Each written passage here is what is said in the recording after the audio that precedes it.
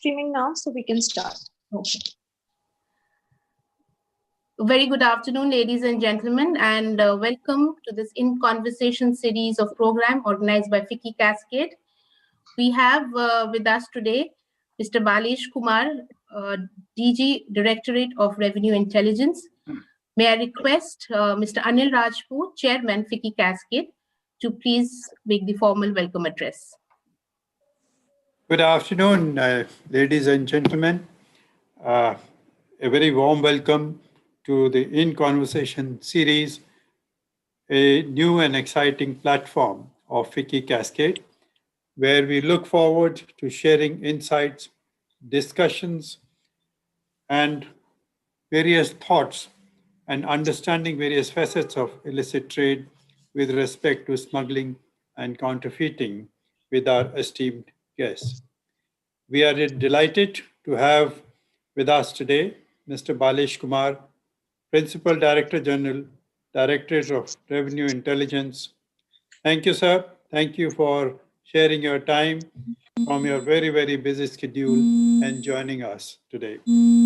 I would also like to take this opportunity to welcome Mr. P.C. Jha, former Chairman, Central Board of Indirect Taxes and Customs and Advisor, FICCI Cascade. I also would like to thank Mr. Najib Shah, although he has very pressing assignment in a while to join us. Mr. Shah was also former chairman of CBIC. I'll also like to thank Mr. D.P. Dash, who was the former DRI chief, to join us today for this event. My special thanks to Mr. Deep Chand, former Special Commissioner of Police, who has been engaged with FICCI Cascade for several years in developing our platform. Ladies and gentlemen, it is a well-known fact that global economy is significantly impacted by illicit trade, which makes up a multi-billion-dollar illegal industry. It negatively impacts legitimate economic activity and facilitates an underground economy and organized crime that deprives government of revenue for vital public services, forces higher burden on taxpayers, incur job losses, and exposes consumers to dangerous and ineffective products. In the past 10 years, the magnitude of illicit trade has grown from $350 billion to about $3 trillion now, representing 10% of the global trade, and hence it has rightly been termed as the crime of the 21st century by FBI. Illicit trade is undeniably one of the greatest risks globally.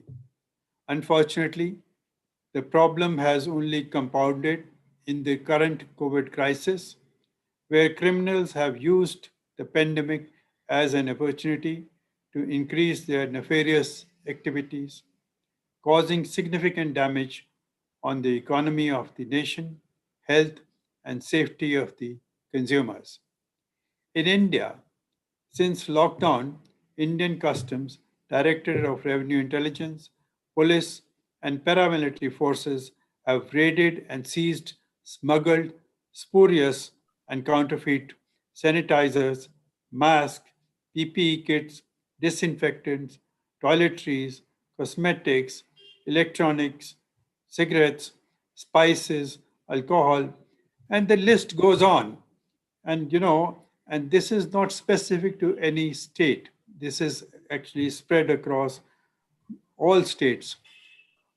It is, I would like to actually take this opportunity to compliment DRI team, which has shown significant resilience to fight these people.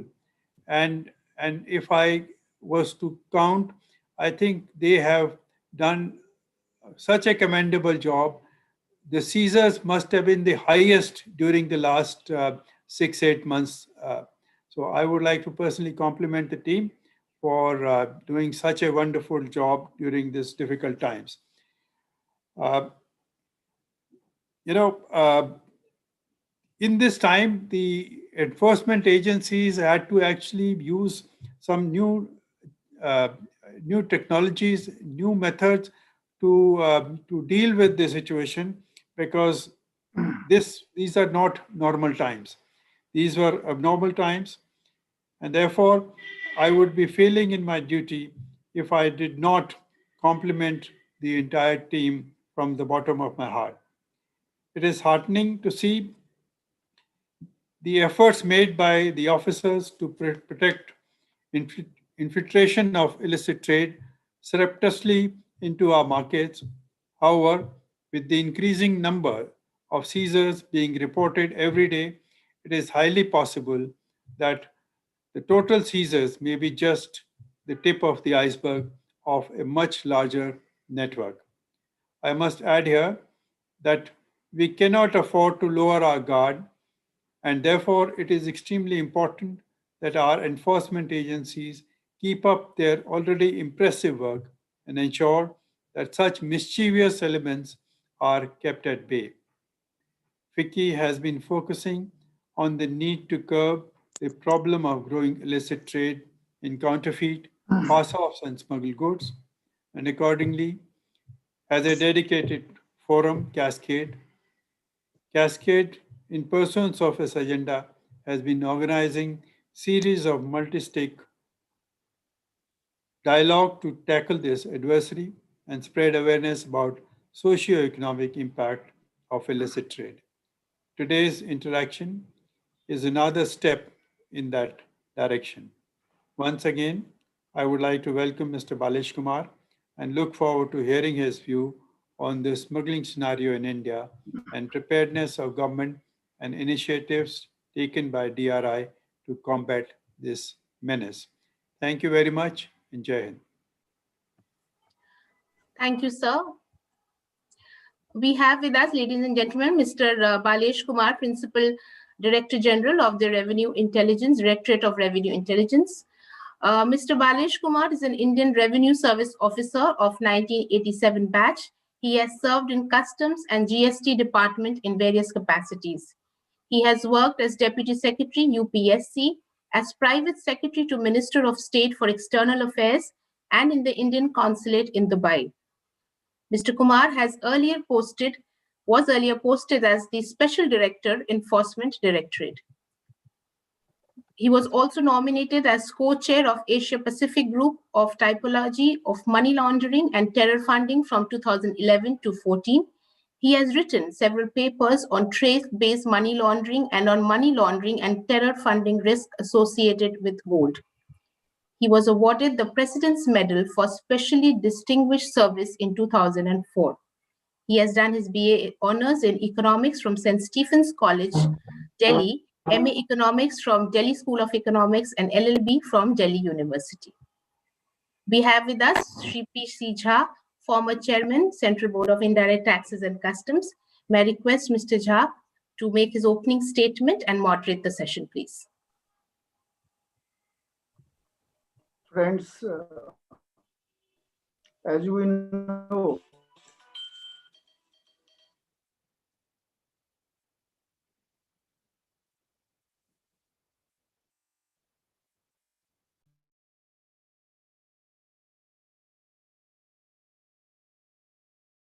remains a matter of concern for every country to brings about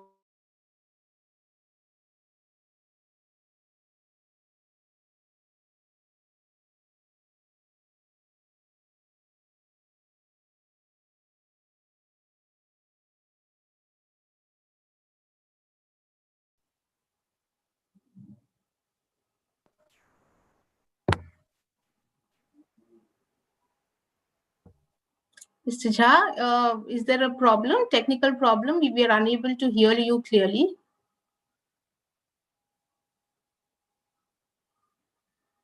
Is it okay now?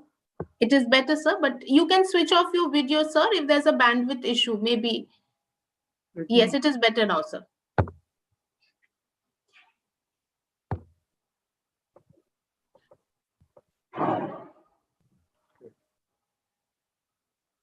No.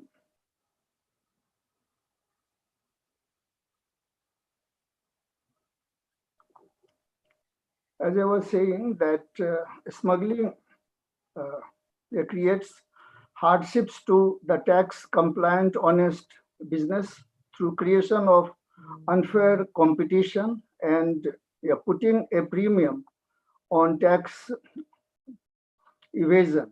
It encourages the corruption in public system and generation of black money.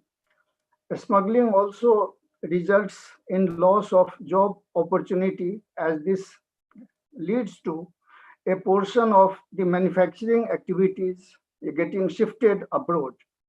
Smuggling of items like cigarettes, narcotics, substandard food items, and the medicines becomes health hazards which are difficult to deal with. Further, it has been reported reliably that unaccounted profit generated through smuggling is also utilized to finance the global terrorism activities. So far as we are concerned, India, because of its long land borders of over 15,000 kilometers with six countries, a few of whom are determined to harm us physically and financially. Our sea coastline of over 7.5 thousand kilometers, a large number of authorized places of imports and exports like seaports, airports, land customs stations, etc., which require to be managed effectively to check the pilferage, diversion, and the deflection of the goods. Our task to deal with the menace of smuggling has become much more challenging than perhaps that of any other country in the world. Besides these, we also have some other factors to aggravate the situation, such as the insatiable demand of gold by our people, even though our indigenous production is near to zero. Then we have items like cigarettes and liquor, which attract very high rates of taxes. While fixing the tax rate, it is not taken into account that such high rates of the taxation makes evasion, counterfeiting, and smuggling more profitable. However, I find that everything is not as gloomy as it appears. If on one hand, our vulnerability to smuggling is immense, on the other hand, we also possess a big strength in having a professionally efficient, capable, and a committed agency like the DRI. It is indeed amazing that an organization having a workforce of only 800 people has been so successful in creating a deterrence which for any enforcement agency is very difficult to achieve. Every other day, we get the news of DRI detecting cases of smuggling throughout the length and breadth of this vast country. During 2019-20 itself, DRI has effected 412 seizures of smuggled goods valued at about rupees 2,000 crore, and also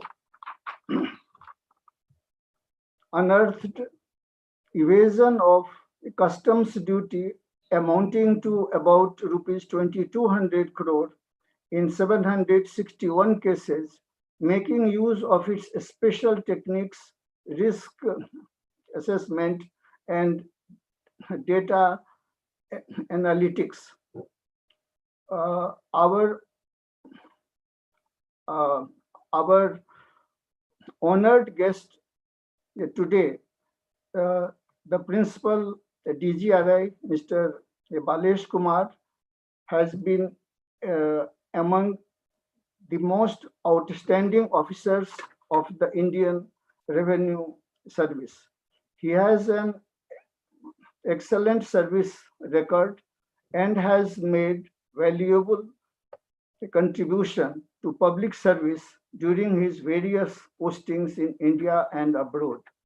Cascade is truly honored with his presence with us today.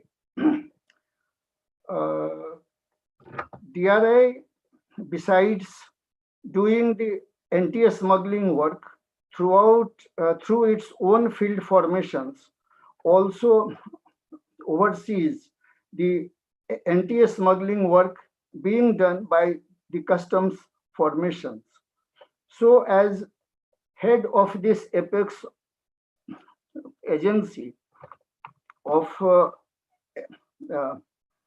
anti-smuggling, the complete picture which he gets is not available to anyone else.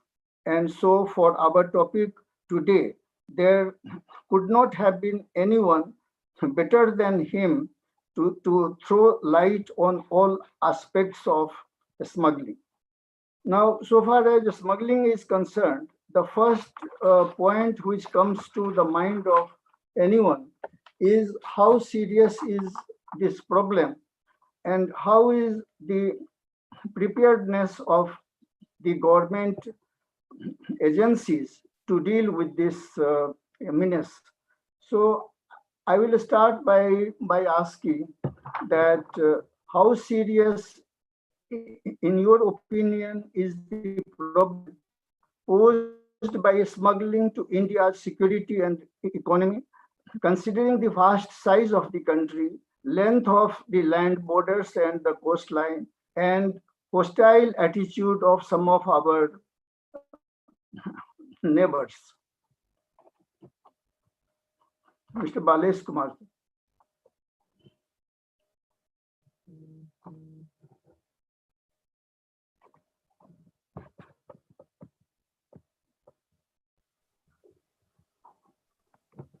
Okay, I hope you can hear me now. Good afternoon, everybody. And in particular to Mr. Rajput, Mr. Jha, Mr. Deep Chand, Mr. Najib Shah, Mr. DP Dash, and all those who have taken time out to join this live streaming of the conversation, which is focused upon how the smuggling impinges upon the larger issues of national security.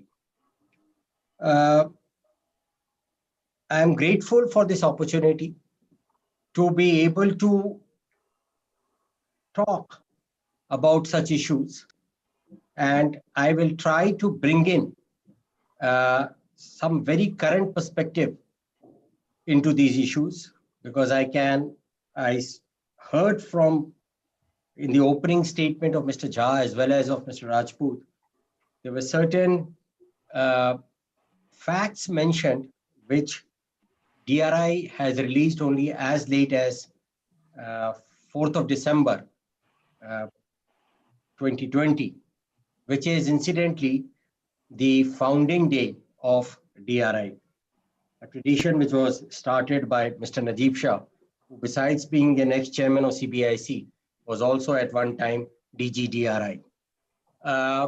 So in fact, on that day, we had released our annual report, and these facts are available in that report. And I'm very happy to note that Cascade has chosen to consider that report and therefore base this talk with certain informed facts about the smuggling scenario in India. If you look at the national security, it is very important that we must appreciate there are two parts of national security. One is the actual physical security, and the other is the economic security. In fact, for a long time, the country understood national security as only physical security. It is only in recent times, probably over the last 10, 15 years, that we have some understanding that in order to be effective, to have a defense mechanism against threats to physical security, you also need to have some measures taken for economic security. The physical securities, as is normally understood, is generally effected and manned by the defense forces and then by certain paramilitary forces. We have BSF on many of our land borders, particularly in Rajasthan, Punjab, Gujarat sector, Jammu and Kashmir as well. We have ITBP, Indian Tibetan Border Police, in some of our more hilly border areas. We have Assam Rifle in the northeast. Even in the coastline, we have this formation called the Coast Guard, Indian Coast Guard, which provides the coastal security. The security, the physical security also encompasses the security which is in hinterland, which is required. And that is done by police organizations, either by the state police or some of the central police organizations as well. Now, for the economic security, kindly appreciate that we also have some specialized agencies. We have agencies like the Customs Department. Not only, most of the time, you all are familiar with the Customs Department at our airports. So they do provide, as part of their job, a measure of security on the air border. We also have security through the customs on the coastline as well as on the land. We have ports, we have air cargoes, we have land custom stations for this purpose. In the hinterland, we have GST agencies, both of the state government as well as of the central government. In particular, I would like to name the Directorate General of GST Intelligence, DGGI, which is combating against threats to economic security, particularly relating to GST evasion. We have another very important agency in the form of an income tax department, which is into direct combat to prevent the emergence and spread of black money. We also have Enforcement Directorate, and from 2005 onwards, they have been made responsible for the Prevention of Money Laundering Act, which is, part of the charter, besides what they do under the FEMA Foreign Exchange Management Act, so as to prevent the laundering of money. Now, recently, more sharply, there is a realization that India is so huge, which Mr. Jha mentioned about, that unless and until you have very precise intelligence, you cannot back up these security agencies. And here, we have an agency like Intelligence Bureau, which is able to generate intelligence and alert the physical security agencies. And I must say that DRI over a period of time has become a very important intelligence agencies. And you will be surprised to know that many of the cases by many of the economic security agencies, which I just now mentioned, including Income Tax and Enforcement Directorate, are on the prompting of DRI intelligence. If you do not have such precise intelligence in a country of the size of India, for all these agencies, it would mean finding a needle in the haystack. We have challenging security environment, not only due to the domestic factors, but also because of certain hostile elements sitting in our neighboring countries. Therefore, all these agencies need to have a constant vigil, not only to prevent smuggling, but also to ensure that necessary inputs are conveyed for preventing terror attacks, which at times may not only be externally funded, but also these can be internally funded. Keeping this in view, you will appreciate that the security need to be looked at holistically.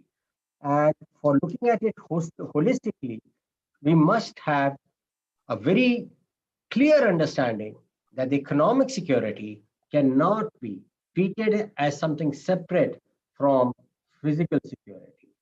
Sealing of borders is just not good enough to insulate the hinterland. Even recently, the extent of globalization which it has happened, you would appreciate and understand that in spite of all our best efforts, including the complete lockdown for the first 2 months, the COVID pandemic has spread in this country as well. So similarly, issues relating to security can travel across the borders very quickly into India. And for that, if we have to have a clear strategy, I think the comprehensive approach of looking at the internal security in conjunction with the external security, as well as the physical security, along with the economic security, would be sine qua non. I think that will be my initial response to you, sir, on your first query to me. No, I'm thankful to you. You have really explained so very well. But as we feel that to deal with the serious problem of smuggling is a difficult task during the normal time also. Now, when we are passing through a particularly such a difficult time of the pandemic of the COVID, perhaps it would have been much more difficult when the enforcement agencies are also handicapped, because as I understand, for a long time it was not possible to attend the office. It would have been a problem during the COVID days to carry out the normal operations of collection of intelligence, to carry out the searches. So that brings us to the curiosity to find out from you that what changes have you noticed this year in the pattern of smuggling due to the COVID. We find that several cases have been reported on seizures of spurious and fake sanitizers during the last few months. How has DRA managed to deal with this problem during this period of the pandemic? Mr. Balesh Kumar. This COVID pandemic has ushered in an unprecedented challenges for almost most of the functionaries of the government, and in particular to the functionaries who have been responsible not only for the health security, and here I include the doctors and the nurses, to whom I take this opportunity to give my salutations for such wonderful efforts which they have brought within India and has relatively allowed India to do much better than many of the other nations. But at the same time, organizations like local police have had a very tough time. And what is remarkable, which has come for repeated appreciation by a functionary as high as Honorable Finance Minister of the country, is the Customs Department and DRI in particular. DRI as well as the Customs Department have been opened and were functioning even during the complete lockdown period. Mr. Jha already mentioned, we are a small organization of about 800 personnel. So we faced quite a few challenges because of COVID. Two of our officials succumbed to COVID while on duty during this period. Yet, we continue to operate 24/7 basis, continue to give inputs wherever required, which was so essential for maintaining particularly during that complete lockdown period, a very secure and safe global supply chain. Initially, if you recall, the country itself was suffering from the availability of certain medicines because these were meant for the normal times, medical equipments, PPE kits, even as basic things as thermometers, masks, gloves, and sanitizers. For certain periods, the government of India decided to restrict or to prohibit their exports so as to ensure domestic availability. DRI gave very precise inputs to the customs formations where it was suspected that during such period of restricted exports or prohibited exports, certain goods were being smuggled out, either mixed with the legitimate consignments or in the form of smuggling across the borders.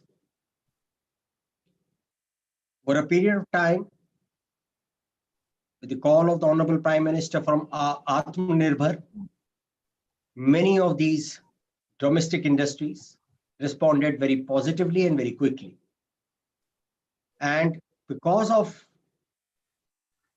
these committed domestic manufacturers as well as traders, the supply situations improved in the country, and it also helped and enabled India to start exporting to some of the other nations which were in need of these medicines or medical equipments.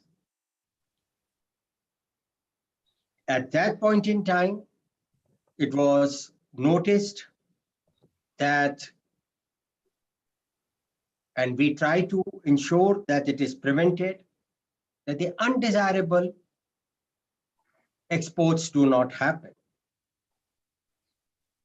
So DRI, please appreciate, looked at the quality aspects of what was being exported out. And in particular, we were very concerned about some bad elements exporting counterfeit medicines and counterfeit equipments. So just few months back, we were looking at the export being restricted, and few months later, we were looking at how the exports are to be promoted and yet ensure that low quality or counterfeit medicines or equipments are not exported out, which in itself will create a health hazard in the countries where they were going, as well as bring bad name to India.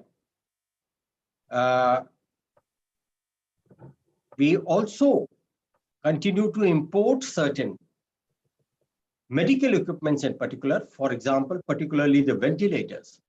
And there DRI was responsible at many ports for preventing the import of second-hand ventilators, which would have been a huge health hazard under these COVID pandemic conditions.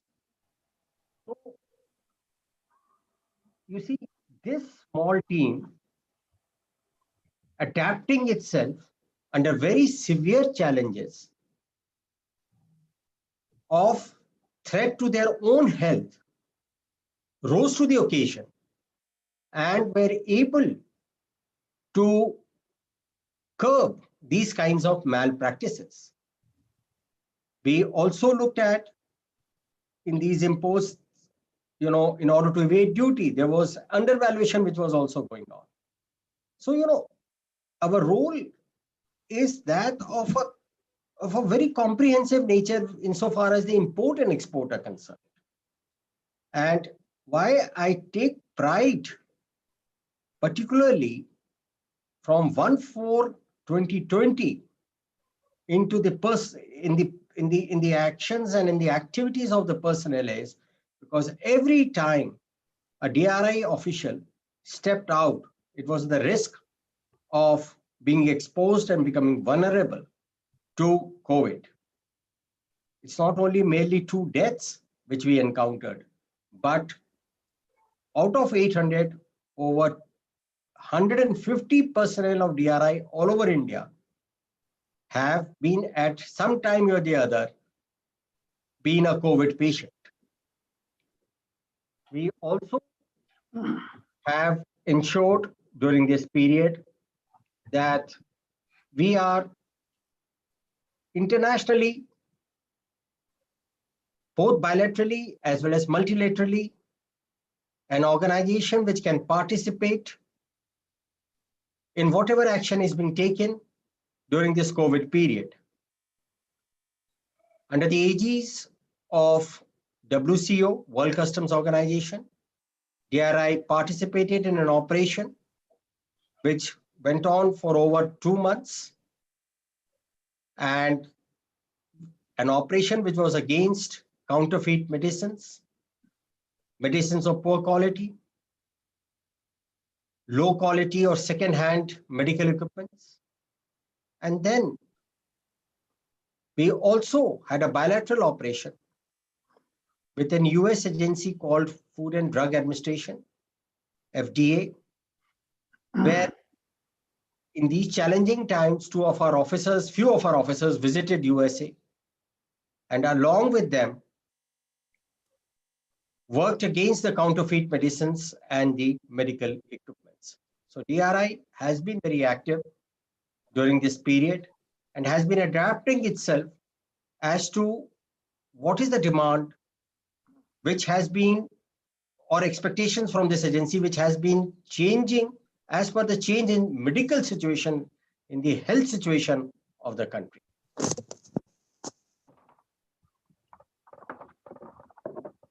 Yes. I congratulate you, Mr. Balesh Kumar, Yes, that even though COVID posed such a big problem, and it's really very sad to know that out of comparatively, I would say the small strength of 800 people, only the 150, if they suffered from this disease, it's really a sad thing. But in spite of all these problems during these difficult times, you didn't allow your efficiency to go down. This has really been a remarkable thing. But at times we feel that considering the magnitude of the problem of smuggling, which the DRI and the anti-smuggling wing of the customs has to deal with, whether the preparedness is sufficient or not, whether these agencies which are doing such a difficult task, they are handicapped in any way in carrying out their duty. So in that context, I will like to know from you that what is your view about the preparedness of enforcement agencies like DRI and the customs in terms of adequacy of manpower and resources to deal with smuggling?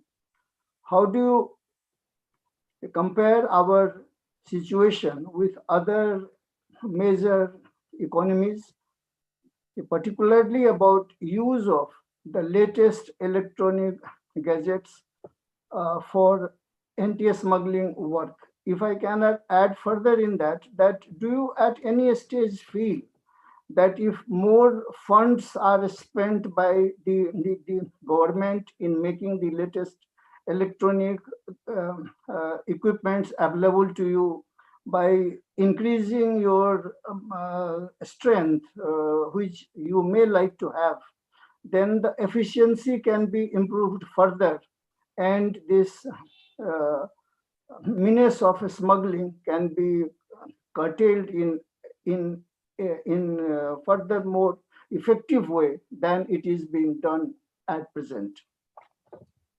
Mr. Balesh Kumar. Uh, we have this very month on the 4th of December, as I said earlier, celebrated our founding day, which was the 63rd founding day. The function was held virtually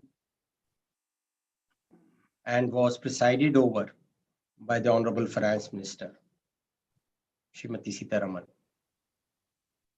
She, in her address, said that DRI is a lean but mean organization. Now, over 63 years of its existence, since 1957, DRI has deliberately chosen to remain small. And we take pride that each of those 800 personnel who presently man DRI are handpicked and are among the best. In spite of being small, a tradition of which I think two of my predecessors who are sitting here have also kept to, and I am adhering to that, is that we almost have, and this is very important in the modern times, we almost have invisible presence, but visible results. This is a principle by which this organization has existed over its glorious history of 63 years. So it has never hurt us in terms of the human resource is concerned. Yes, insofar as the state-of-the-art technology is concerned, let me assure all those who are watching these proceedings that DRI is a lead organization in keeping pace with that. We have a very robust system of collection of intelligence and a very effective way of deterrence in terms of precipitative action which we take. Because one very important aspect of DRI functioning is that what we detect, we complete that. We bring the violators not only to impositions of penalties through quasi-judicial proceedings, but also ensure that through judicial proceedings of prosecution, they are sent to jail. So that is how DRI has always worked. Insofar as the methodology of collection of intelligence is concerned, I'll make this a generalized remark that while we still continue to depend upon that traditional methodology of collecting information or intelligence from a human informer, yet we do possess certain technical abilities for being able to collect very precise and very effective intelligence. In recent years, we have increasingly relied upon data analytics in order to zero in on our targets. Government has always used DRI to bring about certain coordination among the various agencies. We have regular interface to the physical security agencies as well as other economic security agencies, which in itself generates huge volume of information for us to act upon. In recent times, I would like to mention two organizations in particular, which are contributing in honing up our technical capabilities. The first of it is within the Central Board of Indirect Taxes and Customs. It is called DGARM, Directorate General of Analysis and Risk Management, which has been able to generate what we call as red flags for suspicious cargo movements as well as suspicious persons. And the other one is as part of the larger effort of the Government of India, and that's called NADGRID, where again, very useful information is transmitted to almost all agencies who are in this business. Many of you would be aware the kind of advancement which the Customs Department has made in terms of the screening of cargoes. And almost 75 to 80% of the cargo is being looked at in a non-invasive manner, which has, in fact, not only facilitated trade, but has probably increased the efficiency of the department, even to target the contrabands. Another important mechanism for sharing of intelligence and becoming effective is the international cooperation. And here, DRI has been a very pivotal agency. In my previous response, I mentioned about the multilateral and bilateral operations which we conduct. Here I may add that there is a mechanism well established, a protocol laid down for sharing of intelligence with my counterparts abroad, which in itself generates very effective mechanisms to combat smuggling as well as counterfeiting. Thank you. From time to time, we read about the seizures made by the DRI and by the customs formations about the various items. One item which we feel is quite consistent is gold.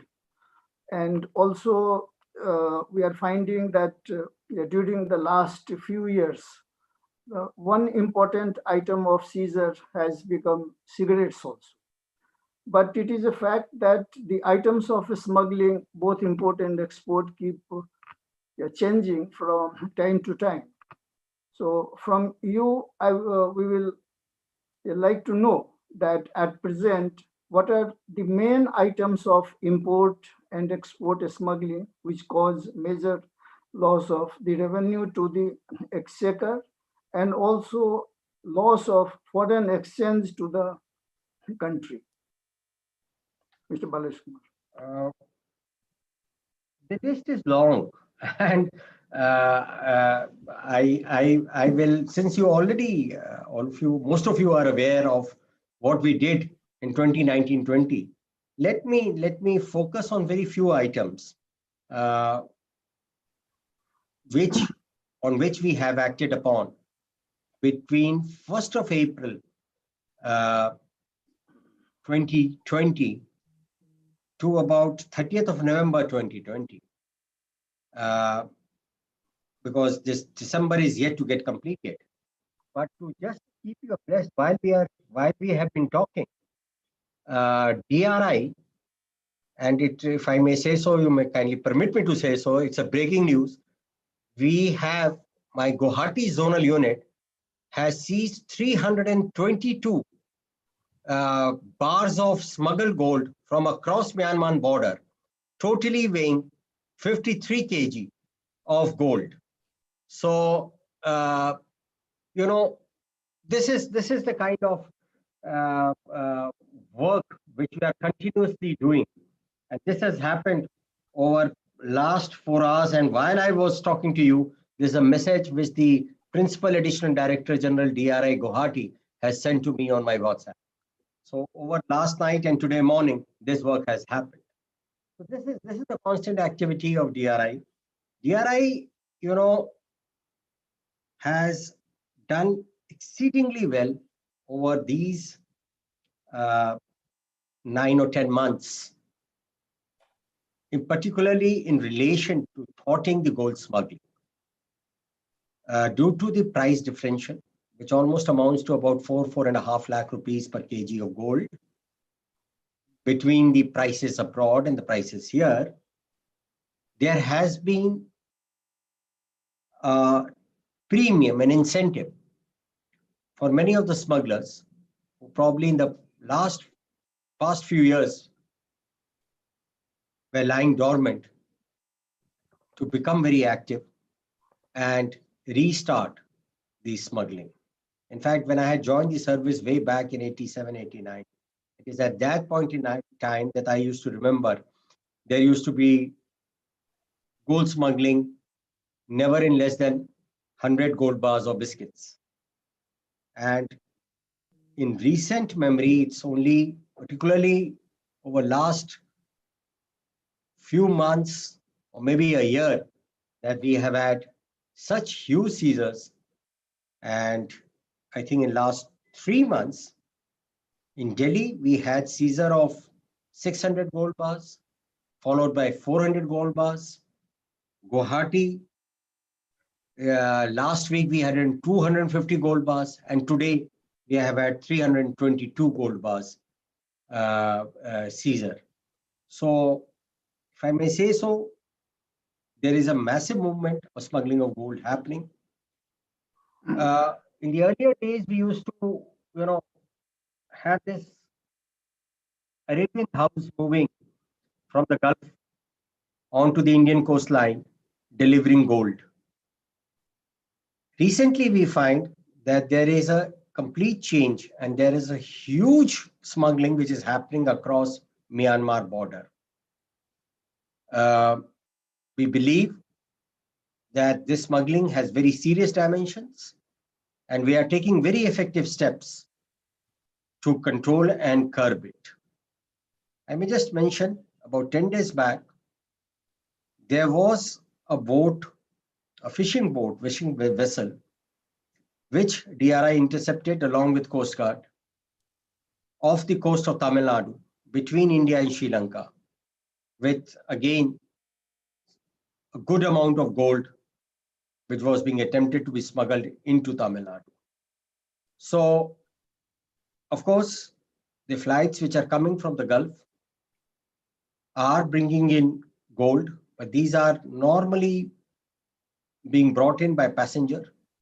And most of this gold, which is being widely reported in the newspapers as well, is in the form of paste and a compound, so which is to be extracted after it is detected from these passengers. We have had, without including the today's seizure, I think we have effected from 1st April to 30th of November, seized gold worth rupees 275 crores. We have also had some remarkable seizures after the opening up of India post-COVID lockdown on narcotics side.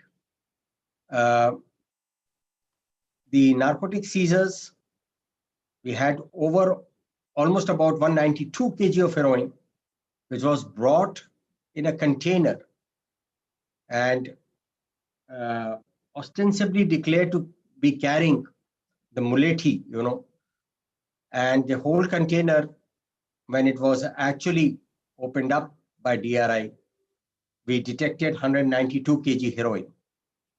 Since then, we have had smaller amount of seizures of heroin, varying from a kg to 10 to 20 kg heroin. And recently, which is a varying trend, over last probably 45 days, we have had 4 or 5 seizures of cocaine, and cocaine coming in to India through courier parcels, which have been detected by DRI. And it is not as if that these seizures have been left as mere recoveries from the courier parcels, but also we have been able to trace the recipients here and alert our counterparts abroad for being able to neutralize the suppliers there. Although I do not like to mention it in this manner, but some sort, because I believe that when you're talking about the NDPS cases, you should not be talking about, and NDPS cases mean narcotic drugs and psychotropic substances cases. You should not be talking about in terms of value. Because in fact, it has no value. It has negative value for human life. And it should be talked about in how many drug addicts or how many people have been prevented from becoming drug addicts. But whatever notional value which my statistics team has put together is about 750 crores of narcotics which has been seized by DRI, which includes busting of 2 factories which were manufacturing ephedrine or meth.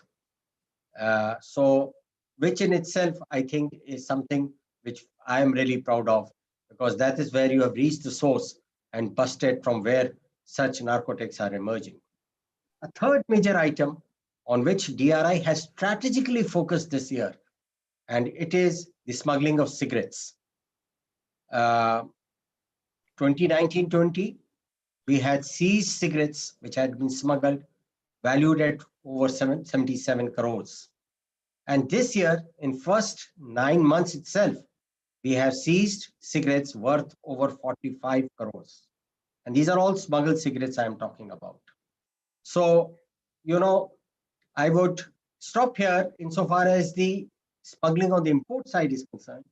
On the export side, it's a mixed bag. But let me mention 2 major items which we have been affecting seizure of or detecting duty evasion in therein. And the set of boxes which are coming in either as counterfeit or as to avoid the anti-dumping duty, or to have an undervaluation aspect in it. This duty involvement, we have already detected few cases of almost rupees 400 crores of duty involvement. Another interesting item where we find major undervaluation to be happening is the motor car fuel injectors. And there, in order to evade certain duties, they are doing a lot of undervaluation. And we have already detected cases of over 200 crores of Indian rupees. So these are on the export side. As I said, we have a long list, but just to highlight the major items of duty evasion or smuggling, I would suggest, I would mention these 5 items as such. Mr. Balesh, Kumar, as citizens of the country, we really feel so proud on such remarkable achievements of the DRI, that you are able to do so much, and to such extent your success is there to protect the interests of the country. There is one aspect related to smuggling about which I feel that the public knowledge is not much, and I shall be thankful if you could throw some light on that. And it is the linkage, if any, which is there between the sale proceeds of smuggling and terrorism. And so, to put the question in a framed way, I will like to ask you that, have you noticed financing of the terrorism through the proceeds of smuggling? And if so, how serious is this the problem? In the literature of money laundering, in contrast to white money and black money, the money which is attempted to be laundered is known as dirty money. And why it is called dirty money is because its very generation is from some criminal activity.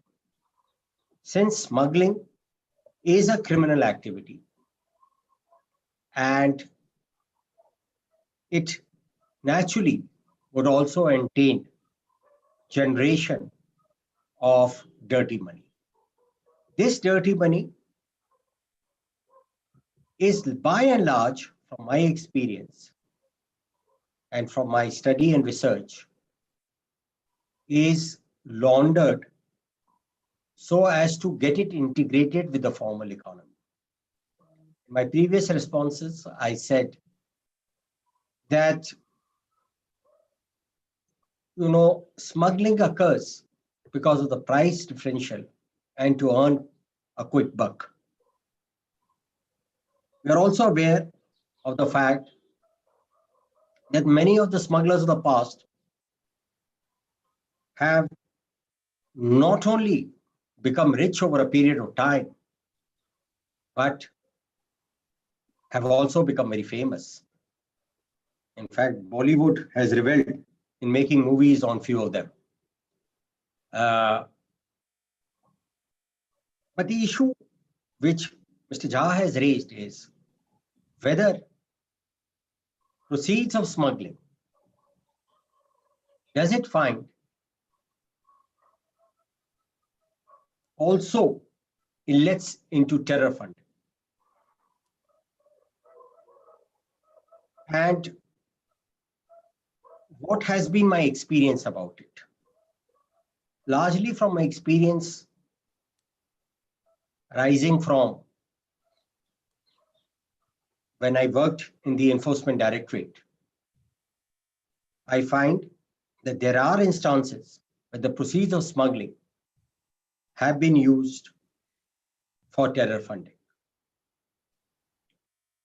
Since most of you are already well informed, let me draw your kind attention to a Financial Action Task Force paper, FATF paper of 2015, which incidentally was written by me and a senior officer from the Australian Federal Police, which is known as Money Laundering and Terror Funding, Risk and Vulnerabilities Associated with Gold.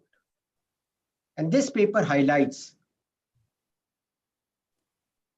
not only a theoretical framework, but also certain case studies where we go on to establish the smuggling of gold has not only been used to enrich certain people, but also for the purpose of financing terrorism.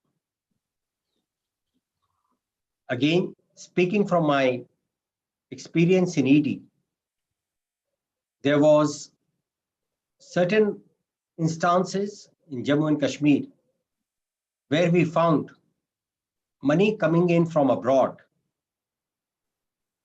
which went on for the funding of terror activity. And of course, at that point in time, it was shared with the security agencies which were functional in Jammu and Kashmir then.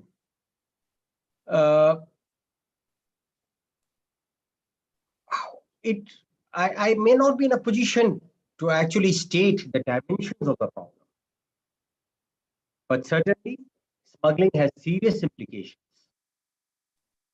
It has not only economic implication, which we have already talked about in detail, but it also has social and political impact. As Mr. Jha in his opening statement said, the generation of black money and funding of illegal activities definitely also implies diversion of scarce resources to those activities which are not part of the progressive programs of the country. We have also seen and experienced, not too distant in the past, when the proceeds of smuggling enable few smugglers to spread social and religious disturbances in the country, and then seek refuge in a hostile neighboring country. Smuggling also has very serious entangled dimensions with movement and illegal trafficking of wildlife, flora and fauna. There is a Convention on International Trade in Endangered Species, CITES, which we call, where DRI has been doing very effective work along with organizations like Wildlife Crime Bureau, as well as certain state forest departments. We also see that it is the smuggling of antiquities which it deprives the nation of cultural heritage. I have the pleasure of one of my predecessors sitting here, Mr. Dash, when there was a restitution of very important antiquity to the Honorable Prime Minister during his visit to Australia. Recently also, we had a restitution of smuggling of coins, antique coins, which was prevented at Delhi airport by the Honorable Finance Minister to the Culture Minister and to the Archaeological Survey of India. I am happy to let you know that about a couple of months back, DRI busted a major racket and a gang working towards cigarette smuggling. Making seizure is one thing, interceptions is another thing. But what is most important is that the main people who are indulging in such activities need to be neutralized. DRI, as I said, is an organization which takes pride in doing work which is concrete. We have contributed towards directly towards national security by stopping certain dual purpose technology goods which were moving between two hostile neighbors of India. Kindly permit me to mention what the Honorable Prime Minister had to say about DRI as recently as on 4th of December 2020. And I quote the Honorable Prime Minister, "As an intelligence and investigative agency with utmost professionalism, DRI has been striving to strengthen the socio-economic foundations of the nation. The untiring efforts of the Directorate towards guarding our economic sphere by keeping a constant vigil on the matters relating to tax evasion and preventing violation of the Customs Act is commendable." Unquote. So it's a matter of pride for the organization that we have been recognized as an organization which has added to the strengthening of the socio-economic foundation of the country. I think with this, sir, I bring to fore the gamut of activities and the kind of large economic, socio-political sphere which DRI covers through its effective activities. Thank you. I feel like congratulating you once again for the very well-deserved compliments which you have got from the Finance Minister and the Prime Minister. As you know that there is some commonality of purpose between the DRI and the Cascade. in as much as it is the objective of the cascade also to reduce illicit trade. And for that, the campaign which we have undertaken, that focuses mainly on two things. One is to raise the level of awareness of the people about the serious situation of smuggling and counterfeiting, and on the other hand, to sensitize policymakers that proper attention should be paid to this aspect of the work of the government. So in that context, I will feel happy to know from you that what would be your suggestions to Cascade about the steps it can take to further enhance the level of public awareness about the serious problem of illicit trade, and also, in your opinion, in what way Cascade can cooperate with the government agencies like DRI to achieve the common objective of curbing smuggling? Mr. Balesh. Let me avail this opportunity to compliment and to congratulate the initiative of FICCI in the form of Cascade. It has been doing excellent work in highlighting the menace of smuggling and counterfeiting of goods. Its annual seminars, which till last year have happened in September, provides a unique platform for the interface between the policymakers, law enforcement agencies on one side, and the industry and trade on the other side. And there has been such valuable exchange of ideas. It is not as if that the policymakers and the law enforcement agencies have come on these platforms and announced or apprised what they have been doing.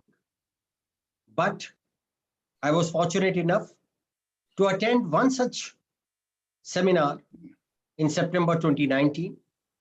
And I can tell you from my own personal experience that there were certain issues which made me think and re-strategize the way we do some of our discharge, some of our responsibilities, and do some of our functionalities in DRI. Reporting of such interactions in the newspapers create public awareness.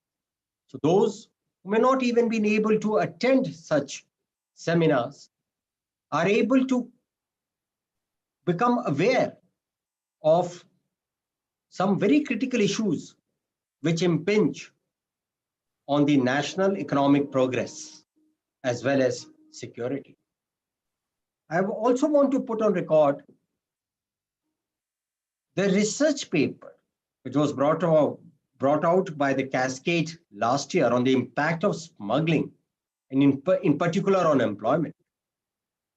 It was an important milestone because it set many to think that, look, probably this is a dimension which we never thought about.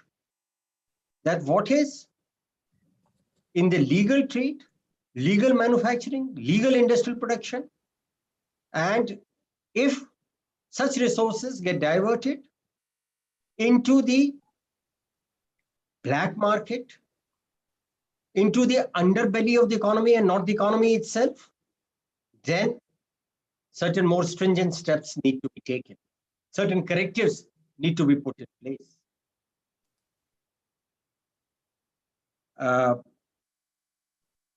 I'm very glad that even during these challenging times, Cascade has chosen to continue their activities through this virtual platform.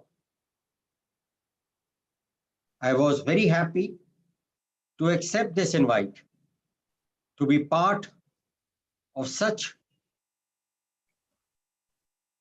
energetic, vital, productive arm of FICCI. Since Mr. Jha asked me for certain suggestions, actually I'm humbled by this question of his. I feel that Cascade, since they have now started their virtual programs, need to continue this activity throughout the year and not make it once a year or maybe twice or thrice a year. I was told that these talking sessions are going on for last few months, these conversation sessions. I hope and I wish that these continue. It will create not only public awareness, but please keep in mind, it will also create informed public opinion, which is so important for the policymakers to act upon. Finally, I would strongly urge Cascade to continue with their research activities. The paper which was brought out last year may not be persisted or continued with. I leave it to the decision makers within Cascade, but they should continue their research activities and do bring out certain monograms, certain papers, which all can appreciate, including us sitting in the law enforcement agencies. This will also help to open up public awareness, followed by informed public opinion, and finally, with an effective public debate. And I think that is how probably the objective for all of us to become more efficient for the nation will be better served. Thank you. Thank you, sir. So that was the last. Okay, sir. If you kindly permit me, I'll conclude. Oh, yeah, please. I'll conclude with these words that thank you once again, Mr. Rajput, and all those who are associated with Cascade for having invited me and having patiently heard me of what DRI is presently doing and what we intend to continue doing. I'm also grateful to some of the functionaries of the department, including those of DRI, to have spent almost an hour by joining this session. I can assure all of you, the personnel, the small team, the team DRI of 800 personnel is strongly committed to the cause of nation. And recently, my personnel, even during these COVID times, near Jodhpur, they were fired upon by desperate smugglers. At Calicut airport, 2 of my officials were dragged by vehicle in which the smuggled gold was concealed, grievously hurting 2 of my personnel. But that is, why DRI is what it is. It is this patriotism which imbues my personnel, of every one of whom I am so proud of, is and has made DRI an organization in which I immensely take pride. With that, thank you very much, all of you, for having me here. Thank you and Jai Hind. Thank you, sir. Thank you for your deep insights and thought-provoking remarks on the topic. May I now request Mr. Deepchand, Advisor FICCI Cascade and former Special Commissioner of Police, New Delhi, to formally propose the vote of thanks.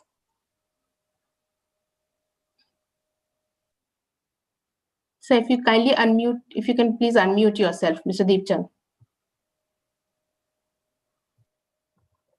Thank you, Swati. Good afternoon, ladies and gentlemen. On behalf of Vicky Cascade, I would like to thank Mr. Balesh Kumar, Principal Director General, Directorate of Revenue Intelligence, for a very thought-provoking session. As we all know, illicit trading activities such as counterfeiting and smuggling dampen the economy in multi-dimensional ways. It not only costs any economy billions of dollars, but also funds organized crime and damages a country's reputation. Strengthening the enforcement regime is imperative to deter such illegal operations.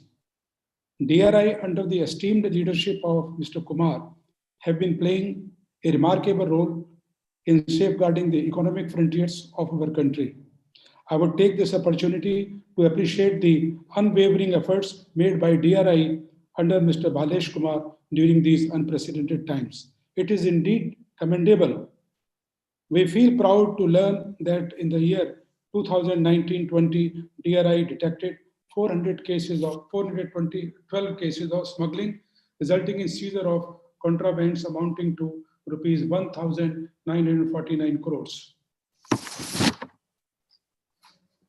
We also note with great pride how the DRI has been maintaining vigilance in ensuring the prevention and detection of import and export of spurious, substandard medicines and equipment to deal with the COVID pandemic. Your detailed account of recoveries of narcotics, gold, cigarette, and many other items is music to ears. Implementing effective solutions and strengthening the enforcement machinery, as rightly indicated by Mr. Kumar, requires cooperation from all stakeholders. I would like to thank Mr. P.C. Jha, former chairman CBIC and advisor Vicky Cascade, for echoing our concerns. I am sure the points raised by you will be helpful in further deliberations on this subject. I would also thank Mr. Anil Rajput, Chairman Vicky Cascade, for being with us today and for guiding Vicky Cascade's initiatives with his vision of a progressive nation free of illegal activities. I once again thank Mr. Balesh Kumar for an extremely insightful session and hope that this experience sharing will be beneficial to all concerned. Thank you. Thank you. Thank you. Thank you, Mr. Deep Chand. On behalf of Vicky Cascade, I thank our guests today. We had an extremely enriching session, and I'm sure our listeners who have logged in to this live session have been greatly benefited by this most stimulating conversation. Thank you and have a good day ahead. Thank you, sir. Thank you.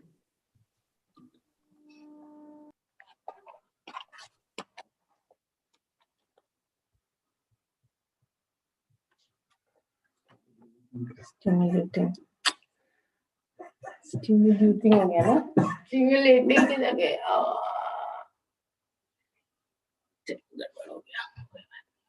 Swati, we can hear you.